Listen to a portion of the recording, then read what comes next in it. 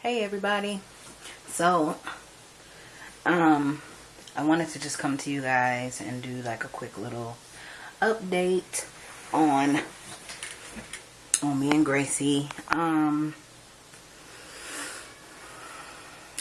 Saturday I will be 25 weeks. So that's cool. This week we did have an episode because every book that I've read, everything I've looked at online, blah blah blah, they talk about Braxton Hicks contractions and talk about, oh, it's not painful, it doesn't hurt, it's just, you're just gonna feel your uterus contracting, but blah blah blah. Girl. So well, actually Monday I did a lot of running around. I was doing a lot of stuff and just being busy. And Tuesday about 3:45 in the morning, I can't sleep because I'm having these pains like every 10 minutes. And so I'm feeling just a lot of pressure down there, and I feel it like, down in that whole area down, like not my stomach, but like very down low in my uterus, like my cervix. And at first I was like, maybe I just have to poop, because it kind of almost felt like that, but in a completely different way. You just felt a lot of pressure down in my butt and a lot of pressure down in my vagina. So I'm like, what in the world is going on? So I got up and I just went on the couch and kind of lay down, and it was kind of going on all day long, but pretty much about every 10 minutes. And the doctor kind of told me at my last visit, unless you're having bleeding or discharge or anything like that, then don't worry about it. It's probably normal, blah blah blah. I had talked to my mom that day, like that afternoon, because I was a little worried.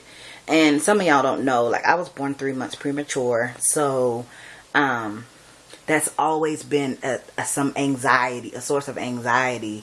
Me having a fear that I wouldn't be able to carry my baby to full term. And my mom was just telling me, when she had me, that she had to get her cervix sewn up, and they had to have her in the bed upside down and give her all this medication and do all these different things just to keep me in there longer. And I still ended up coming like 2 weeks later. I was rushing, as I do. But it scared me because I just didn't want that for Gracie. And I know my mom is a strong woman, and I know that like she did it, I can do it. You know how that goes. But I really just don't want that for Gracie. I want her to get here at full term and blah blah blah. So it really just made me nervous. But my mom was just like, if it gets worse, then you need to go to the doctor. So I'm like, okay. And it still kept going on that whole day. And I said, well, what I'll do tonight is try to get a good night's sleep. That was Tuesday night. Tuesday night I was saying, I'm going to just get a good night's sleep and try to rest, and hopefully it'll kind of calm down. I was only able to sleep for about 2 hours. I called the urgent care at the hospital. They ask you to call first and talk to the doctor on call, give her your symptoms, whatever, and let her know, and then she can kind of tell you if it's normal or not. And so she was like, have you had any bleeding, any discharge, anything like that? I'm like, no, but it's just been kind of going on for about 24 hours now, and I'm just a little worried. Should I come in? And she said, no, if it starts to get worse, if you start having bleeding or any, discharge or anything like that, then you should come in. But she said, have you taken any pain medication? I'm like, no, because I didn't know what I should take or whatever. And she's like, yeah, take you some Tylenol, take some extra strength Tylenol, and then see if that works. So I took 3 of them. I didn't know they were extra strength at the time, because my sister-in-law just had them like in a Midol pill bottle, which you know how black folk do. They got 20 different pills in one bottle. But I took 3 because she said I could take 3 regular strength or 2 extra strength. Ciao. But then it did help. It did help with the Tylenol. After that, I was able to kind of relax a little bit. After maybe a couple of hours, it kind of kicked in. and the pain kind of subsided. You know, it was still happening maybe once an hour or so like that, but it wasn't as uncomfortable as it had been that whole day on Tuesday. And so I was like, okay, this is good. Like, I'm glad that, you know, it's calming down and it's fine. But now that I know what Braxton Hicks contractions feel like, I'm mad because nobody told me, you know, how bad they hurt. Like, everybody that I've talked to and everything that I've read was just always like, oh no, it doesn't hurt, it's just blah blah blah. Nigga, them things hurt. They hurt. It's not, of course, it's not anything compared to what I expect real labor to be, but it's definitely uncomfortable. And definitely if I'm walking and it would kind of hit me, I would have to stop and just kind of, you know, catch my breath. And, you know, of course it's better when I'm laying down. But you know, yesterday was fine. I only had a few.